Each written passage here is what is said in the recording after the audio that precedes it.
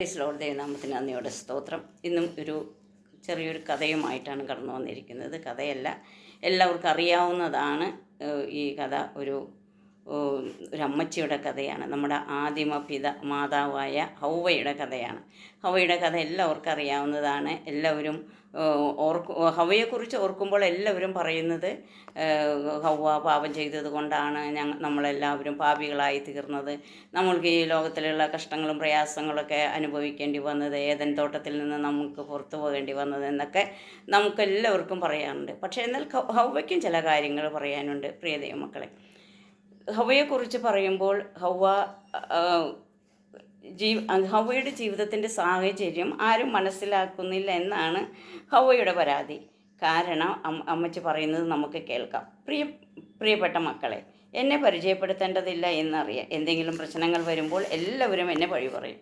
ഹൗവ അമ്മച്ചി അനുസരണക്കേട് കാണിച്ച് ദൈവം മുമ്പാകെ പാപം ചെയ്തതുകൊണ്ടാണ് ഞങ്ങൾ പാപികളായി എന്നും മക്കളെ, ഞാനന്ന് ഏദനിലായിരുന്ന സമയത്ത് ഒരിക്കൽ മാത്രം അനുസരണക്കേട് കാണിച്ചു. നിങ്ങളുടെ ജീവിതയാത്രയിൽ എത്ര തവണ ദൈവത്തെയും മാതാപിതാക്കളെയും അനുസരിക്കാതിരുന്നിട്ടുണ്ട്? എണ്ണിയാൽ തീരുമോ? അന്ന് എൻ്റെ അവസ്ഥ ഒന്ന് ഓർത്തു നോക്കൂ. ഞാൻ ഇന്നും ഓർക്കുന്നു. ഞാൻ കണ്ണു തുറന്നപ്പോൾ എനിക്ക് ദൈവം തന്ന തുണയെ കണ്ടു. ചുറ്റും നോക്കിയപ്പോൾ മനോഹരമായ ഏദൻ തോട്ടം. ആദാമിൻ്റെ കൈ പിടിച്ച് ഞാൻ ആ തോട്ടത്തിലൂടെ നടക്കുമ്പോൾ കണ്ട കാഴ്ചകൾ, പൂക്കളും വൃക്ഷങ്ങളും, നല്ല ഓടിക്കളിക്കുന്ന മൃഗങ്ങളും പക്ഷികളും, ശാന്തമായി ഒഴുകുന്ന നദി, അതിൽ തുള്ളിക്കളിക്കുന്ന മനോഹരമായ മത്സ്യങ്ങൾ, വളരെ സന്തോഷമായ ദിനങ്ങൾ. ആദാം തോട്ടത്തിൽ വേല ചെയ്യാൻ പോകുമ്പോൾ ഞാൻ മൃഗങ്ങളോടൊത്തും പക്ഷികളോടും കൂടെ കളിച്ചുകൊണ്ടിരിക്കും. അതിൽ ആരും ശത്രുക്കളുണ്ടായിരുന്നില്ല. എല്ലാവരും സ്നേഹത്തോടെയായിരുന്നു. എന്നെ ചതിച്ച പാമ്പ് പോലും ഭക്ഷണം ഒന്നും തയ്യാറാക്കേണ്ട ഇല്ല. ധാരാളം മായം ചേർക്കാത്ത ഫലങ്ങൾ ഞങ്ങൾ തിന്നുമായിരുന്നു. എത്ര സ്വാദിഷ്ടമായ ഫലങ്ങളാണത്! ഓർക്കുമ്പോൾ വായിൽ വെള്ളമൂറുന്നു. ആദം ജോലി കഴിഞ്ഞ് വരുമ്പോൾ ഞങ്ങൾ പ്രതീക്ഷയോടെ ഒരാളെ കാത്തിരിക്കുക. അതാരാണെന്ന് അറിയണ്ടേ? യഹോവയായ ദൈവം. വെയിലാറുമ്പോൾ ദൈവം ഞങ്ങളെ കാണുവാൻ വരും. ഞങ്ങൾ 3 പേരും തോട്ടത്തിൽ ചുറ്റി നടന്ന് കൊച്ചു വർത്തമാനം പറഞ്ഞ് മൃഗങ്ങളോടും പക്ഷികളോടും കൂടെ നടക്കുമ്പോൾ ദൈവത്തിൻ്റെ കാലൊച്ച കേൾക്കുമ്പോൾ എല്ലാവരും ഓടി വരും.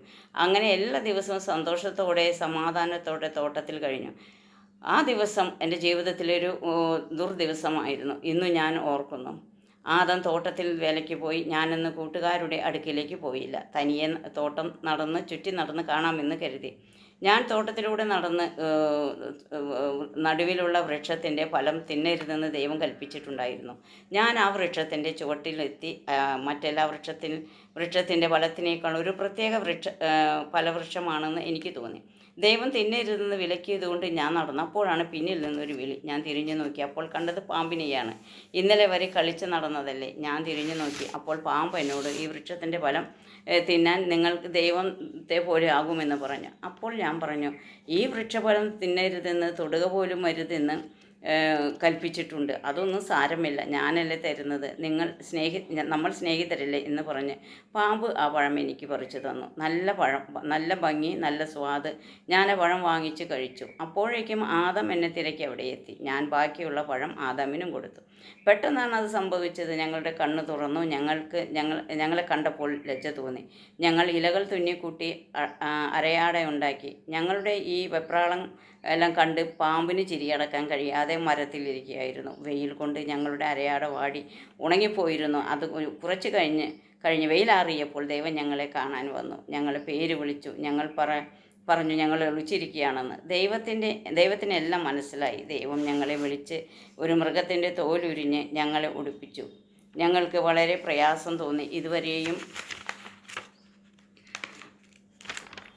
ഇതുവരെയും രക്തം വാർന്നിട്ടില്ല.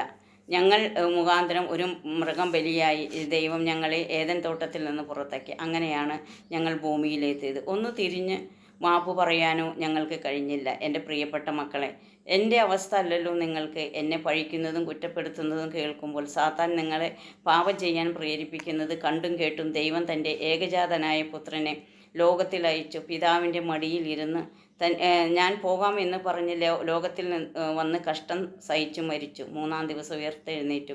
യേശുവിനെ വിശ്വസിക്കുന്നവർ പാപക്ഷയം നിത്യജീവനും ഉണ്ടെന്ന് ദൈവം വാക്ക് പറയുമ്പോൾ വാക്കു പറയുമ്പോൾ, എന്തിനാണ് മക്കളെ എന്നെപ്പോഴും പഴി പറയുന്നത്? എന്നോട് അരുതെന്ന് പറയുവാൻ അവിടെ ആരും ഉണ്ടായിരുന്നില്ല.